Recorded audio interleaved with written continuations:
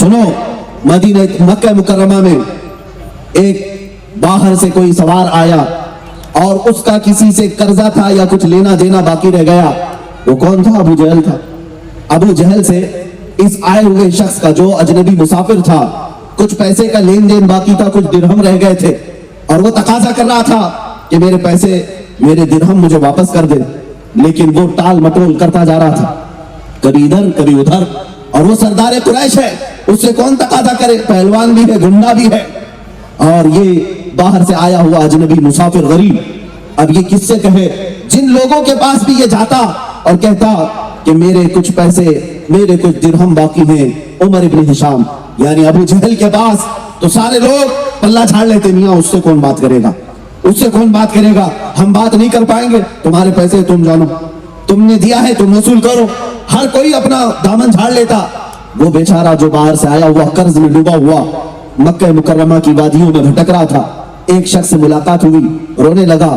اس شخص نے کہا تیرے کچھ مال باقی رہ گیا ہے ابو جہل سے، تو چاہتا ہے کہ واپس آ جائے، تجھے مال کی واپسی کا یہ تقاضا ہے؟ اس نے کہا ہاں. اس نئے شخص نے کہا ایک ہی راستہ ہے، جا محمد صلی اللہ علیہ وسلم کے پاس، ان کے پاس جا اور ان سے کہہ.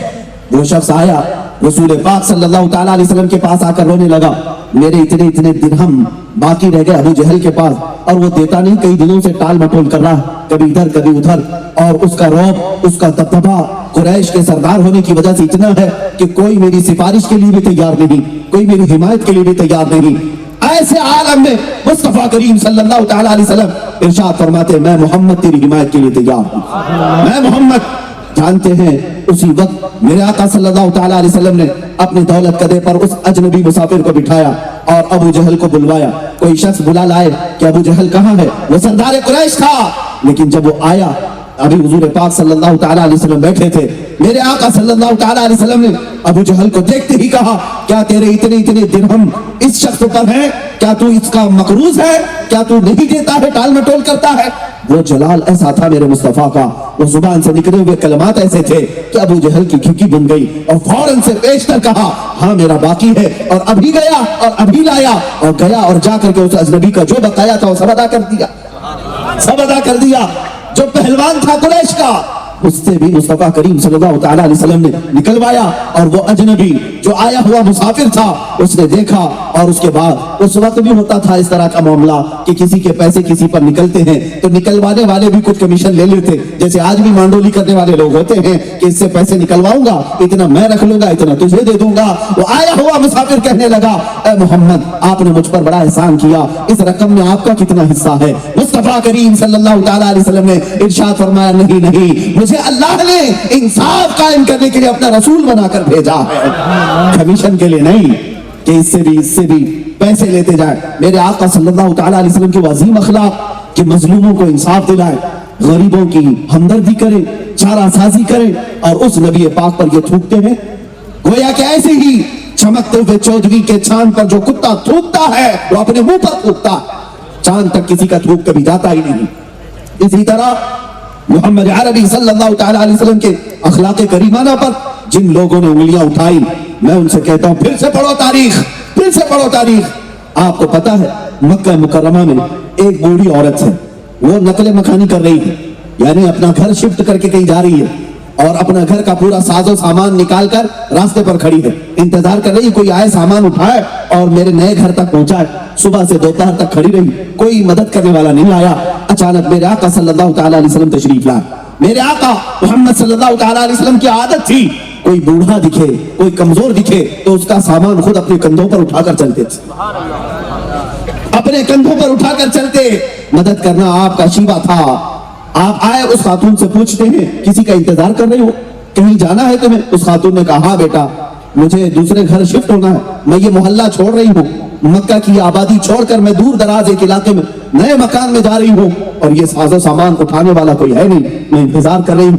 میرے آقا صلی اللہ تعالیٰ علیہ وسلم نے اس خاتون کا ساز و سامان اپنی پشت پر اٹھایا اور کہا میں چلتا ہوں ماں تمہارے ساتھ.